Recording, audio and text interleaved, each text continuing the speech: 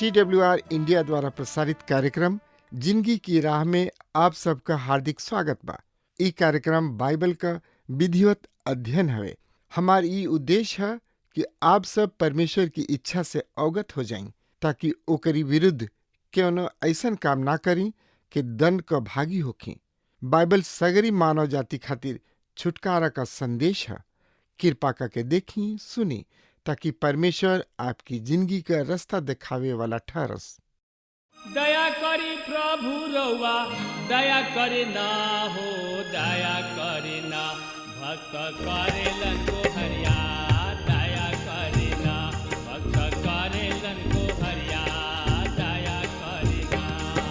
दया करी प्रभु रउआ, दया करे ना हो, दया करे ना। दया करी प्रभु रउआ, दया करे ना हो, दया करे ना। भक्त करेलन को हरिया, दया करे ना। भक्त करेलन को हरिया, दया करे ना।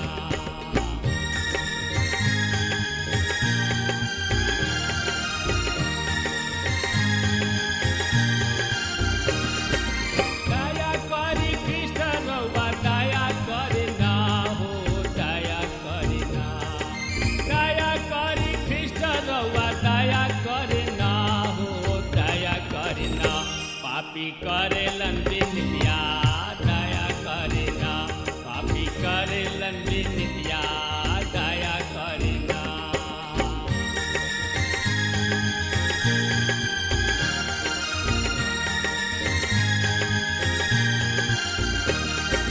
हाथ जोड़ी करी प्रभु शरण में सिसवा, दया करे ना। हाथ जोड़ी करी प्रभु चरण में सिसवा, दया करे ना। सेवक मांगेलन बरतनवा, दया करे ना। सेवक मांगेलन बरतनवा, दया करे ना। दया करे ना प्रभु, दया करे ना जी, दया करे ना। दया करी प्रभु रउआ, दया करे ना हो, दया करे ना। भक्त करेलन को हरिया, दया करे ना। सेवक करेलन को हरिया, दया करे ना। सेवक करेलन को हरिया, दया करे ना। हाँ प्रिय श्रोता मित्र भाई बहन, जैसे कि रोआ के मालूम बा कि पवित्र शास्त्र बाइबल अध्ययन कार्यक्रम में हमन के बाइबल पर पवित्र शास्त्र के सिलसिलेवार रूप से अध्ययन कर रहल बनी जा।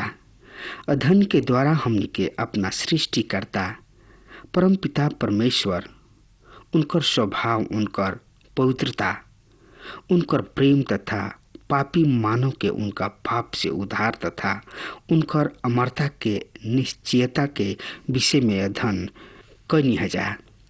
पवित्र शास्त्र बाइबल के परमेश्वर मानव मोक्ष के सवाल के हल करेला, और यदि राउर मोक्ष के सवाल हल हो जाता तो राउर अमरता भी निश्चित हो जाता, अर्थात मृत्यु के पश्चात रुआ के अपन शेष जिंदगी कहवा बितावे के हुई। मनुष्य अपना अमरता दोनों में से एगो स्थान पर बितावे के बा, या तो परमेश्वर के साथ या फिर परमेश्वर के बिना। पवित्र शास्त्र के केंद्रीय पद हमनी के बतावेला कि काहे कि परमेश्वर जगत से ऐसन प्रेम कैलन कि ऊ आपन एक लौता बेटा दे दिहले, ताकि जे केहू उनका पर विश्वास करी नाश ना होई पर अनंत जिंदगी के पाई। ये पद के रुआई हुनर यीशु समाचार के 3 अध्याय के 16 पद में बखान बा। पवित्र शास्त्र बाइबल के न केवल परमेश्वर के पहचान करवावेला, वरन ऊ मनुष्य भी पहचान करवावेला। ई एगो ऐसन ऐनक ह जौना में रुआ अपन वास्तविक चेहरा देख सकतानी और ओकरा में सुधार कर सकतानी। ई रउआ के एगो बढ़िया मनुष्य बने में भी सहायता करेला। ई देश में उत्तम नागरिक तैयार करे में भी सहायता करेला। यही बात के ध्यान में रखत हम अपना पवित्र शास्त्र बाइबल अध्ययन कार्यक्रम के शुरू करब। हाँ श्रोता मित्र भाई बहन, आई हमनी के आपन कार्यक्रम के आगे बढ़ाई जा।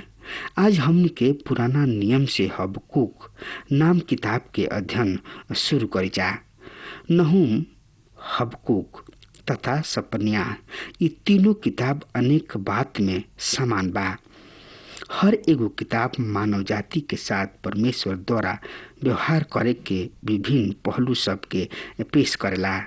ये तरी से एकरा में बहुत सा समानता पावल जाला।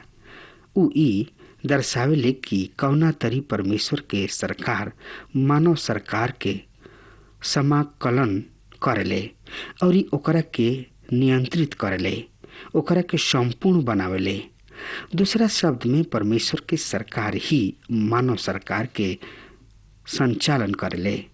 दानियल नबी के किताब के 4 अध्याय के 17 पद के अनुसार मनुष्य सबके राज में परम प्रधान शासन करेला और जकरा के चाहेला ओकरा के देले, वरन नम्र से नम्र पुरुष के ओकरा पर नियुक्त क देले। श्रोता मित्र भाई बहन, परमेश्वर के वचन के ई बात ई कथन पूर्णतः सत्य बा। हमने के अपना प्रतिदिन के जिंदगी में यह बात के देखी न जा। अपना सरकार में उनकर नियुक्ति के समय हमने के यह वचन के सत्यता के देखतानी। ये तरी ई तीनों किताब में भी दर्शावेले कि परमेश्वर पिता हर एगो आदमी के जिंदगी के साथ साथ व्यक्तिगत रूप से व्यवहार करेले। न केवल सरकार के कार्यक्रम में, राज के कार्यक्रम में, वरन प्रत्येक आदमी के जिंदगी के साथ साथ व्यक्तिगत रूप से व्यवहार करेला। एकरे साथ यह तीनों में दूसर समानता ई बा कि ई तीनों नबी आपस में समकालीन नबी ह। एकर सेवा काल योशिया तथा यहोयाकीम राजा सब के शासन काल के बीच के रहे और ऐसे ई समय रहे जबकि उत्तरीय राज इस्राएल पहले ही से असुर के बंधुआई में जा चुकल रहे। परमेश्वर उन्हें उनकर पाप, उनका दुष्टता के दंड दे चुकल रहन और दक्षिणी राज यहूदा बंधुआई में जाए के खातिर तैयार रहन। उत्तरी राज के पाप ई रहे कि ऊ आपन जीवित और सच्चा परमेश्वर के त्याग देले रहन, प्रतिमा पूजा में लिप्त हो गल रहन, अशेराओं और बाल देवता के पूजा कल जात रहे। ई प्रतिमा पूजा अब यहूदा अर्थात दक्षिणी राज्य में भी प्रवेश कर गइल बा और ऐसे दक्षिणी राज्य यहूदा बंधुआई में जाए खातिर तैयार रहे। योशा राजा के पश्चात दक्षिणी राज्य में जौन भी सहे के भइल उ दुष्ट राजा भइले। नहूम, हबक्कूक तथा सपन्याह नबी सब के नबूवत के समय इहे पतन के समय रहे। यही पतन के समय में ये तीनों नबी नबूवत कैले रहन, अर्थात उन्हें यही पतन काल में नबूवत करे के रहे। यद्यपि यह तीनों किताब में समानता बा, पर हम एकरा में अंतर भी देखतानी। नहूम नबी केवल 99 नगर के विषय में नबूवत करताणे। 99 नगर असुर देश के राजधानी या नहूम दर्शावताणे कि जब परमेश्वर 99 के उनकर दुष्टता कठोरता के दंड दिहले, वो समय भी धर्मी रहन, न्यायी तथा प्रेमी परमेश्वर रहन। दुष्ट सब के उचित रूप से दंड दिहले या परमेश्वर के प्रेम, उनकर धार्मिकता, उनका न्याय के प्रकट करता। हबक्कूक भी ये समस्या तक कुछ भिन्न रूप से पहुंचावेलन। हबक्कूक के ढंग नहूम से भिन्न बा। ऊ सवाल करे वाला आदमी हमें, उनकर दिमाग में अनेक सवाल बा। जैसे कि हम नया नियम में थोमा के देखतानी, थोमा के दिमाग में अनेक सवाल उठत रहे, पर प्रभु यीशु मसीह उनका सब सवाल के हल उनका के दिहल करत रहन। सब सवाल के जवाब उनका किने रहे। हबक्कूक नबी भी सवाल करे वाला नबी हमें, पर परमेश्वर पिता उनका सब सवाल के हल उनका के बतावत रहन। ऊ ए बात से व्याकुल रहन और उनका मन में अनेक सवाल उठ रहल बा कि परमेश्वर अपना लोगन के दुष्टता के ओर से उदासीन काहे बाणे। हाँ श्रोता मित्र भाई बहन, ऊ शांत और चुपचाप काहे बैठ गइल बाड़े, कुछ करत काहे निखन। लोग दुष्टता में दुष्टता करत जा रहल बाड़े, बुराई पर बुराई करत जा रहल बाड़े, परमेश्वरहीन होत जा रहल बाड़े, परमेश्वर के व्यवस्था के उल्लंघन करत जा रहल बाड़े, उनका नियम धर्म के हमेशा तूर मरोड़ रहल बाड़े और लोग परमेश्वर के त्याग देले बाड़े और उनका के तुच्छ जान रहल बाड़े। फिर भी परमेश्वर कुछ नहीं खन कर रहल। आखिर काहे और ये बात के ओर से वो उदासीन काहे बाड़े। ऐसे हबक्कूक परमेश्वर से सवाल कर रहल बाड़े कि वो कुछ करे काहे नहीं खन। आज हमनी के सामने भी अनेक लोग बाड़े जन की हबक्कूक के समान सवाल करताड़े।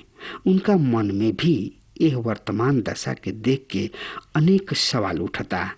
परमेश्वर इस दुष्ट व पापी संसार के साथ कुछ करेलन काहे ना। उ मनुष्य के काम में हस्तक्षेप काहे ना करलन। आतंकवादी, हत्यारा, लूटपाट करे वाला लोग, बेविचारी, भ्रष्ट, ये सब लोग बुराई पर बुराई करत जा रहल बाड़े और परमेश्वर कुछ भी ना करलन उन्हीं लोग के प्रति। श्रोता मित्र भाई बहन, हमरा और रउआ मन में भी एह तरीके सवाल उठता, पर हम ई सोचतानी कि अन्याय, हिंसा, लूटपाट तथा क्लेश के परमेश्वर अंत काहे ना करलन। श्रोता मित्र भाई बहन, परमेश्वर हबक्कूक के इस सवाल के जवाब ये सूचना के रूप में देताड़े कि ऊ यहूदा के दंडित करे खातिर बेबीलोन के तैयार कर रहल बड़े और ऊ ओकरा के बंधुआई में ले जाइ हैं। हबक्कूक के दूसरा समस्या पहिलका समस्या से भी अधिक गंभीर बा, जटिल बा।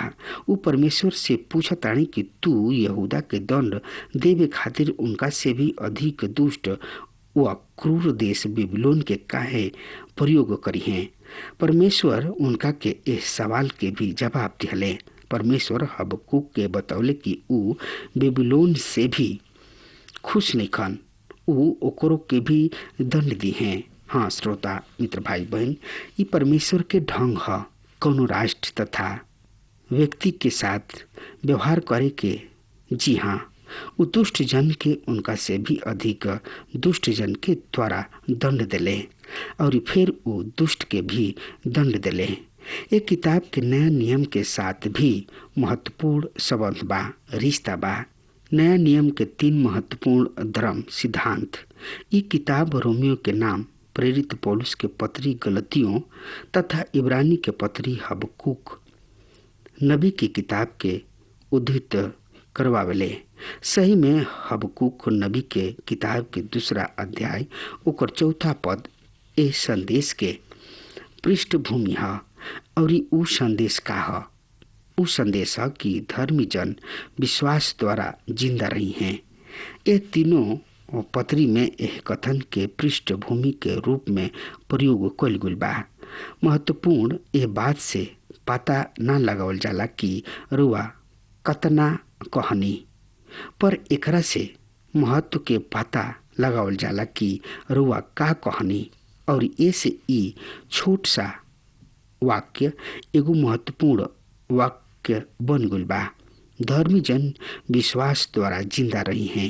ये भयंकर संसार में जहाँ चारों ओर भ्रष्टता बा, अत्याचार बा, जहाँ बेविचार बा, बलात्कार बा, हर तरीके दुष्ट वातावरण हमनी के देखे के मिलेला।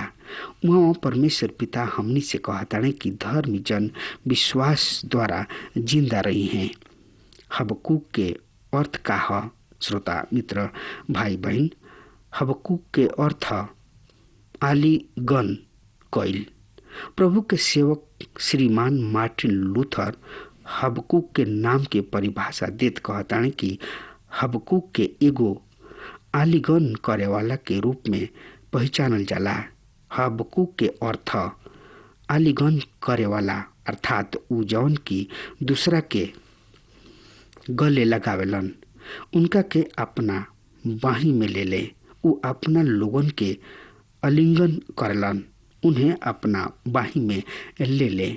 उन्हें सांत्वना देवे के बा, उन्हें ऐसन उठावेलन जैसे कि कोनो रोवत लड़का के गोदी में उठावेलन। उनका के ई कह के कि यदि परमेश्वर चाहले तो जल्दी ही सब कुछ ठीक हो जाई। तो एह तरी से मार्टिन लूथर हबक्कूक के नाम के विषय में अधिक जानकारी ना देले, अर्थात हम ए विषय में अधिक जानकारी ना रखना। हमने के ओ पुराना नियम के संदेही थोमा कहिना, काहे कि उनका किने भी अनेक सवाल बा। उनकर एगो असाधारण कृति बा। हबक्कूक नबी के एगो किताब एगो असाधारण कृति है। एकर हम हबक्कूक के वचन भी नहीं कह सकत। ई भी योना के किताब के समान बा, जोना में हबक्कूक परमेश्वर के साथ अपना अनुभव सबके वर्णन करताड़े। परमेश्वर से उनकर सवाल तथा परमेश्वर द्वारा उनकर जवाब दिहल गईल ई किताब महत्वपूर्ण अंग है। एकर आखिरी अध्याय सही में एगो भजन बा। परमेश्वर के स्तुति व प्रशंसा के भजन ई एगो साहित्यिक रचना है। तो किताब अंतिम लाइन यानी कि पंक्ति ई प्रकट करता कि ई किताब एगो गीत रचना है। हबक्कूक नबी के किताब के अंत इस शब्द से शुरू होता कि संगीत निर्देशक के खातिर हमार तारदार साल के साथ संगीत निर्देशक के खातिर हमार तारदार साज के साथ ई हबक्कूक के किताब के आखिरी शब्द है। तो ए तरी से ई प्रकट होता कि ई सही में एगो गीत रचना है। ई छोट टिप्पणी आराधनालय के गायन मंडली तथा वादक दल के निर्देश के खातिर है। किताब के अंतिम अध्याय थोमा भजन है। सही में संपूर्ण नबूवत एगो रतन है। ये छोट किताब के शुरू अंधकार से होता, पर एकर अंत महिमा और प्रताप में होला। इस सवाल सूचक चिन्ह के साथ शुरू होता और हर्ष हुलास के उद्गार के साथ समाप्त होता। रुआ हबक्कूक के श्रीमान काहे के नाम से भी पुकार सकतानी, काहे कि ऊ अनेकों स्थान पर ही सवाल खोल गइल बा। परमेश्वर बुराई के काहे अनुमति देले? इस सवाल हर एगो बुद्धिजीवी के दिमाग में पैदा हो सकता। हमरा विचार से ई किताब रुआ एह सवाल के सही जवाब देले। का परमेश्वर संसार में अन्याय के फले फूले दी हैं? ई किताब रुआ ए सवाल के भी जवाब देला। का परमेश्वर मनुष्य के अनैतिक व शांतिपूर्ण व्यवहार के खातिर कुछ करी है? ई किताब हमने के ए सवाल के भी उचित व संतोषजनक जवाब देले। ई किताब बतावेले कि परमेश्वर संसार के यह गतिविधि सब में निश्चित रूप से हस्तक्षेप करी हैं। ई किताब हमने के अनेक संदेह पूर्ण सवाल के हल है। ठीक वही तरी जौना तरी नया नियम में प्रभु यीशु मसीह अपने ही एगो प्रेरित थोमा के संदेह के दूर करके उनका के विश्वास में स्थिर कैलन। ई उहे प्रेरित हवे जौन की परमेश्वर के उद्धार के योजना के भारत के भूमि पर लेके अइलन। ऊ बतौले कि पवित्र शास्त्र के अनुसार प्रभु यीशु मसीह पापी सब के खातिर क्रूस पर मुअले और क्रम में गाड़ल गुलन और पवित्र शास्त्र के अनुसार वो तीसरा दिन मृतक में से जिंदा भगोले। अब जवन की कोनो ये संदेश पर विश्वास ले आवेला वो अपना पाप से उद्धार पावेला। इहे ना वरन वो परमेश्वर के संतान होके के अधिकार प्राप्त करके अनंत जिंदगी के आश्वासन प्राप्त करलन। उनकर अमरता परमेश्वर के साथ निश्चित हो जाला। रुआ देख सकतानी कि हबक्कूक के संदेश नहूम के संदेश के विपरीत संदेश बा। नहूम के किताब में परमेश्वर दंड के खातिर क्रियाशील बाणे और वहाँ सवाल ई बा कि परमेश्वर प्रेमी तथा न्यायी परमेश्वर कैसन हो सकताणे जबकि ऊ ऐसन कठोर दंड देले। संसार के बुराई के साथ कुछ करेलन काहे ना, ऊ शांत काहे बैठल बाणे। श्रोता मित्र भाई बहन, हबक्कूक के किताब के शीर्षक है विश्वास। हबक्कूक विश्वास के नबी कहाले। ई महान कथन जौन की हबक्कूक नबी की किताब के 2 अध्याय के 4 पद में बानी जा कि धर्मी जन विश्वास द्वारा जिंदा रही हैं। नया नियम के 3 स्थान पर उद्धृत कइल गइल बा। रोमियो 1 अध्याय के 17 पद में और गलतियों के 3 अध्याय के 11 पद में तथा इब्रानी के पत्री के 10 अध्याय के 28 पद में एक कथन के उद्धृत कइल गइल बा। रोमियो के पत्री के 1 अध्याय 17 पद में प्रेरित पौलुस कहता है काहे कि एह में परमेश्वर की धार्मिकता विश्वास से और विश्वास के खातिर प्रकट होला। जैसे कि लिखल बा, पर धर्मी मनुष्य विश्वास से जिंदा रही हैं। तो गलतियों के पत्री के 3 अध्याय के 11 पद के देखी ई प्रेरित पौलुस एह तरी से ई स्पष्ट करतानी कि व्यवस्था द्वारा परमेश्वर के दृष्टि में केहू धर्मी नहीं ठहर सकत, काहे कि धर्मी जन विश्वास से जिंदा रहले। और यही के साथ इब्रानी के पत्री के 10वां अध्याय के 38वां पद में एह तरी से बतावल गइल बा, काहे कि अब तनकी ही घड़ी में अब आए वाला आई हैं और देरी ना करी हैं। हमार धर्मी जन विश्वास से जिंदा रही हैं, पर यदि वो पीछे हटस तो हमारा मन में प्रसन्नता ना हुई। हाँ श्रोता मित्र भाई बहन, ऐसन भ्रष्ट संसार में हमनी के रह रहल बनी जा जहाँ चारों ओर निराशा ही निराशा बा। प्रभु के ई कथन हमनी के प्रोत्साहित करता। यदि हमनी के संबंध रिश्ता परमेश्वर से बा तो ई कथन हमनी खातिर सच बा, वास्तविक बा, सही बा कि धर्मी जन विश्वास से जिंदा रहले। हाँ प्रिय श्रोता मित्र भाई बहन, अब हमार समय खत्म हो रहा बा। तब तक खातिर वो हमरा के आज्ञा दी। परमेश्वर हुआ के बहुते बहुते आशीष देश। आमीन। हमके विश्वास बा कि ई कार्यक्रम आप सब खातिर फायदेमंद सिद्ध भइल हुई। अगर आप सबके लगे बाइबल से चाहे आपकी निजी जिंदगी से कोनो सवाल होके चाहे कोनो समस्या खातिर प्रार्थना करावे चाहतनी तो हमारी फोन नंबर पर जरूर संपर्क करें और आज का दिन आप खातिर सुखद बनावे।